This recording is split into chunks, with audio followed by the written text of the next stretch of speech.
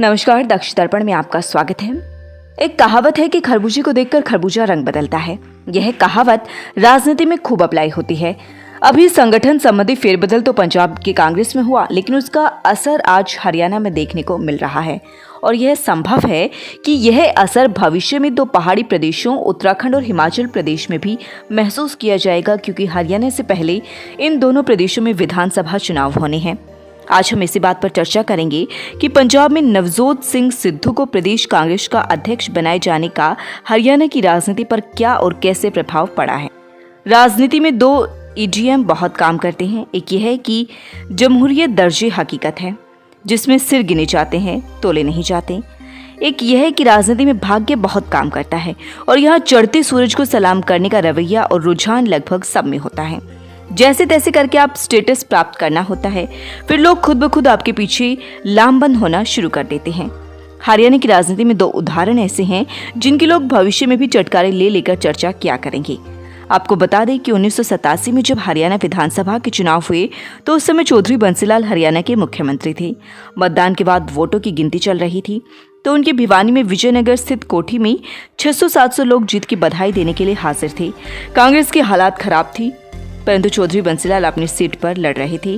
परंतु अंत में जब वे अपने निकटतम प्रतिद्वंदी लोक दल के उम्मीदवार धर्मवीर से बिछड़ने लगे तो वही लोग चौधरी बंसीलाल की कोठी से खिसक कर उस समय लोकदल के नेता हो गए पुराने कांग्रेसी स्वर्गीय बीडी गुप्ता की कोठी में चले गए थे, जो विजयनगर में ही चौधरी बंसीलाल की कोठी के आसपास है। मतलब लोग मौका देखते हैं और हार की ओर नहीं, जीत की ओर चले जाते हैं। ऐसा ही 1996 में गोहाना में हुआ था, जब हवीपा के उम्मीदवार जगबीर सिंह मलिक और इनेलो के उम्मीदवार किशन सिंह सांगवान के बीच गिनती का दौर चल रहा था। किशन सिंह की जीत की संभावनाएं ज्यादा नजर आ रही थी। देहात से आए काफी लोग किशन सिंह की कोठी के बाहर जमा थे, परंतु आखिरी क्षणों में जब लगा कि जगबीर सिंह मलिक जीत की ओर अग्रसर हो रहे हैं तो किशन सिंह के घर के बाहर की सारी भीड़ छट गई और यही सब लोग तमाशबीनों की तरह जगबीर सिंह मलिक के घर जमा हो गए। हरियाणा की हाल की राजनीति पर दो चीजों का असर साक्षात नजर आने लगा है। एक ओम प्रकाश चौटाला की रिहाई का और दूसरे पंजाब में हुई कांग्रेस संगठन में फेरबदल का। ओम प्रकाश चौटाला की रिहाई के बाद दो पक्ष सीधे तौर पर प्रभावित हुए हैं, इनमें कोई दो राय नहीं है। एक पूर्व मुख्यमंत्री चौधरी भूपेंद्र सिंह हुड्डा का और दूसरा जननायक जनता पार्टी के नेताओं का। कारण साफ है, प्रदेश के जाट मतदाता मन मस्तिष्क में एक प्राथमिकता अवश्य रखते हैं कि हरियाणा का मुख्यमंत्री कोई जाट बने। यहाँ जातिपात इतनी हावी है कि इस समय अधिसंख्यक जाट मौजूदा मुख्यमंत्री मनोहर लाल के खिलाफ हैं। इतने खिलाफ कि उनके पक्ष में कोई सॉलिड बात भी सुनना पसंद नहीं करते, अमूमन नेगेटिव बात करते हैं। ऐसा ही स्वर्गीय चौधरी भजन लाल के मामले में देखा जाता था। लेकिन यह भी सत्य है कि जिस प्रदेश में जिस वर्ग के लोग बहुत संख्या में होते हैं वह राजनीति में अपना दखल बनाने की चेष्टा करते ही हैं। वह पंजाब के जट सिख हो या हरियाणा के जाट। भूपेंद्र सिंह हुड्डा और उनके समर्थक इस बात को अच्छी तरह से जानते हैं कि यदि हरियाणा का कोई जाट नेता यह प्रमाणित कर दे कि अमुक फॉर्मूले से या इन कारणों से वह मुख्यमंत्री बनता है तो फिर जाट बिना देर लगाए उसी नेता के पक्ष में लामबंद हो सकते हैं। इसी मंशा से जाटों ने ही दुष्यंत चौटाला को भावी मुख्यमंत्री मानकर या बताकर आगे लाने का काम किया था, परंतु उनका जज्बा के साथ जाना उन्हें इतना खला कि जेजेपी की राजनीति और उसके अस्तित्व पर ही प्रश्न चिन्ह लगाए जाने लगे। भूपेंद्र सिंह हुड्डा को भी पता है कि यदि प्रकाश चौटाला या इंडियन नेशनल लोकदल की हवा बनेगी तो जाट उनकी तरफ मुंतजिर होते देर नहीं लगाएंगे।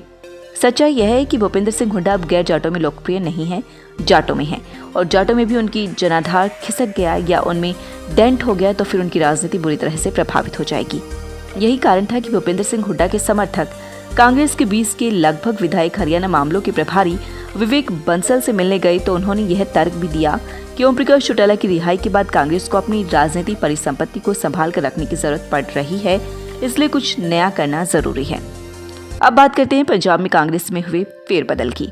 यह बात बड़े दावे के साथ कही जाती है कि पंजाब में जिस तरह मौजूदा मुख्यमंत्री कैप्टन अमरिंदर सिंह की मर्जी के खिलाफ नवजोत सिंह सिद्धू को प्रदेश कांग्रेस का अध्यक्ष बनाया गया, उसका असर हरियाणा की कांग्रेस की रणनीति पर निश्चित तौर पर पड़ेगा, क्योंकि जो दशा कांग्रेस में मतलब राहुल गांधी के यहाँ कैप्टन अमरिंदर सिंह की है, लगभग वैसे ही हरियाणा के पूर्व मुख्यमंत्री चौधरी भूपेंद्र सिंह हुड्डा की मानी जाती है। परंतु यह भी सत्य है कि भूपेंद्र सिंह हुड्डा और कैप्टन अमरिंदर सिंह की कांग्रेस में पीठ थपथपाने का काम सोनिया गांधी ही करती थी का मतलब अब नहीं कर पा रही। और क्यों नहीं कर पा रही? वह इसलिए कि अब कांग्रेस की बागडोर राहुल गांधी और प्रियंका गांधी ने अपने हाथ में ले ली है और अपने विवेक पर फैसले लेने शुरू कर दिए हैं। हम बार बार यह कह रहे हैं कि प्रियंका गांधी अब संकट मोचक की भूमि में आ गई हैं। इस भूमिका में पहले स्वर्गीय अहमद पटेल हुआ करते थे। नवजोत सिंह सिद्धू के पक्ष में फैसला होने के बाद दो बातें ऐसी हैं जिनकी भविष्यवाणी आज ही की जा सकती है। एक यह है कि अब यदि मुख्यमंत्री कैप्टन अमरिंदर सिंह ने कोई गलती कर दी, मतलब परिपक्वता का परिचय नहीं दिया, तो उनकी हालत भी स्वर्गीय चौधरी भजन लाल जैसी हो जाएगी। यह समझने के लिए पंजाब के कांग्रेस के नेताओं के लिए हरियाणा एक उदाहरण है। जो घटनाएं हरियाणा में 2004 और 2005 में हुई, वही घटनाएं अब पंजाब में होने लग रही हैं। 2004 में जिस भूमिका में हरियाणा में भूपेंद्र सिंह हुड्डा थे, आज उसी भूमिका में नवजोत सिंह सिद्धू है। 2005 के विधानसभा चुनाव में जो मुद्दे हरियाणा में थे, वही मुद्दे आज पंजाब में हैं। हरियाणा में उस समय यह मुद्दा था कि चौधरी भजन लाल और चौधरी ओम प्रकाश चौटाला और चौधरी बंसीलाल, मतलब तीनों लाल, आपस में मिलकर सुविधा अनुसार रणनीति करते थे। ऊपर से दिखावा विरोध होता था, अंदर से एक दूसरे की मदद करते हैं। ऐसे ही स्थितियां पंजाब में है। पंजाब के जज सिख भी यह कहने और मानने लगे हैं कि अब राज्य में कैप्टन अमरिंदर सिंह और बादल परिवार की अंदरूनी एडजस्टमेंट सामने आ गई है और वह इन दोनों से आजिज आ चुके हैं। उन्हें ऐसे व्यक्ति की तलाश है जो इनसे बाहर का हो और जट सिख भी हो। जो लाभ 2005 में भूपेंद्र सिंह हुड्डा को मिला, वही 2022 में नवजोत सिंह सिद्धू को मिल सकता है। राजनीति में जितने शार्प और क्लासिक भूपेंद्र सिंह हुड्डा हैं, उतने ही पंजाब में नवजोत सिंह सिद्धू भी हैं। बेशक उनका अनुभव हुड्डा जितना नहीं है। 2005 में हरियाणा में चौधरी भजन लाल हरियाणा प्रदेश कांग्रेस कमेटी के अध्यक्ष हुआ करते थे और अब पंजाब में कैप्टन अमरिंदर सिंह मुख्यमंत्री हैं। हरियाणा में जब भूपेंद्र सिंह हुड्डा का मुख्यमंत्री बनाया गया, तो चौधरी भजन लाल के परिवार ने उनका विरोध करना शुरू कर दिया था।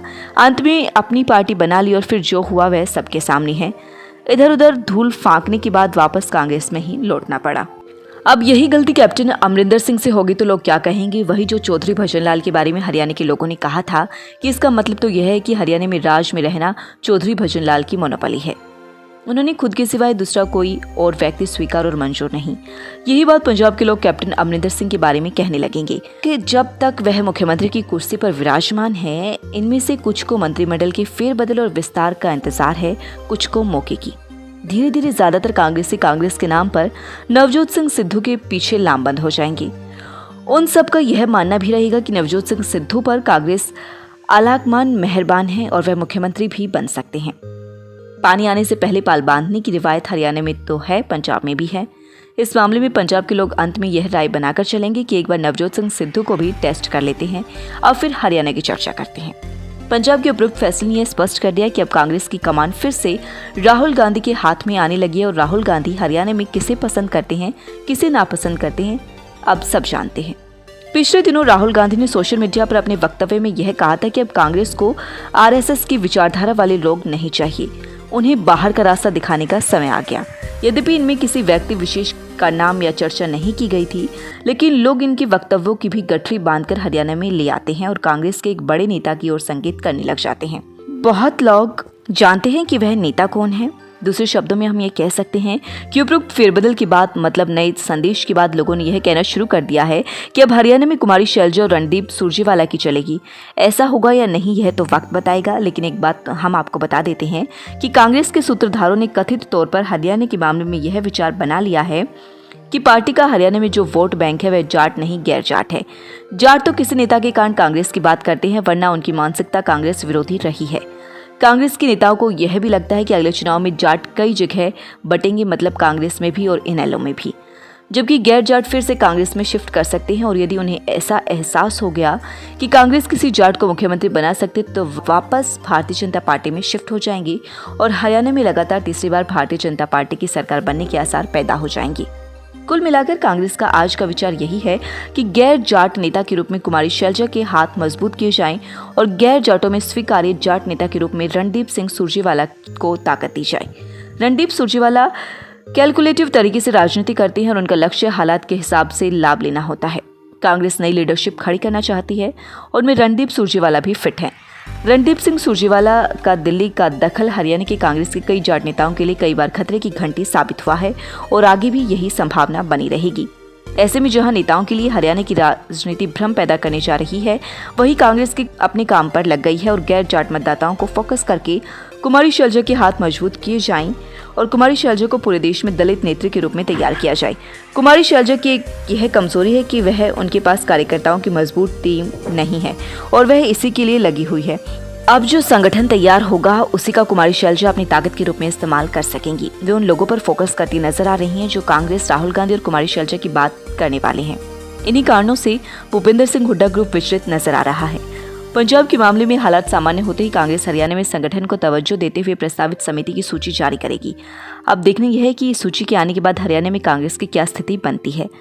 इस मामले में भूपेंद्र सिंह हुड्डा कांग्रेस नेताओं को यह पेशकश कर चुके हैं कि संगठन बनाने के समय कांग्रेस के संबंधित विधायकों, उनकी अपेक्षा और उनकी रुचि के अनुरूप ही नाम तय किए जाएं। इस मामले में एक चर्चा खुद कांग्रेस के लोग करने लगे हैं कि भूपेंद्र सिंह हुड्डा पर विपक्ष के लोग ही सहित 2 आरोप प्रत्यक्ष परोक्ष लगा रहे हैं। एक यह है कि वे बीजेपी के प्रभाव में हैं, दूसरा यह है कि वे पार्टी बना सकते हैं। ऐसे में शक के दायरों में विचारों से गड्ढम गड्ढा हो रहे कांग्रेस के शीर्ष नेता मन मस्तिष्क से यह बात नहीं निकाल पा रहे हैं कि जैसे भी हो संगठन में भूपेंद्र सिंह हुड्डा को अधिमान देते हुए उनकी पसंद के लोगों को समायोजित कर दिया जाए और कल भूपेंद्र सिंह हुड्डा अपनी अलग पार्टी बनाने लगे तो वे सारे लोग भी उनके साथ कांग्रेस छोड़ जाएंगे। इसलिए अभी कोई जोखिम नहीं लेना चाहते। हुड्डा को लेकर एक प्रचार कांग्रेस में और हो गया है कि उनके कांड पहले भी कई बड़े नेता कांग्रेस छोड़ गए और अब उनकी बात मानी जाती रही तो कुछ और नेता भी ऐसा करने को मजबूर हो जाएंगे। अब भूपेंद्र सिंह हुड्डा के पास 2 विकल्प हैं। एक यह है कि उनकी राजनीति परिपक्वता और समय के अनुसार खुद को ढाल लेना, दूसरा है आक्रामक होकर आगे बढ़ना। जहां तक विधायकों का सवाल है, अभी यही लगता है कि जो विधायक उनके खेमे में हैं वह उनके साथ खड़े हुए हैं, वह भी एक दूसरे का पूरक बनकर। हरियाणा में पंजाब वाले हालात नहीं है कि 6 महीने बाद चुनाव होना है, यहाँ तो 3 साल का टाइम पड़ा है। ऐसे में भूपेंद्र सिंह हुड्डा कोई ऐसा फैसला भी ले सकते हैं जिसे लेने के लिए उन्हें कांग्रेस के दरवाजे पर नहीं जाना पड़ेगा। अब राजनीति में वक्त बदलता है तो लोग बशीर बद्र के उस शेर को गुनगुनाते देखे जाते हैं जिसमें उन्होंने कहा है, कोई हाथ भी नहीं मिलाएगा जो यूं मिलोगे तपाक से, यह दिलजलों का शहर है जरा फासले से मिला करो। चंडीगढ़ से दक्ष दर्पण और देश कल तक के लिए धर्मपाल वर्मा की रिपोर्ट।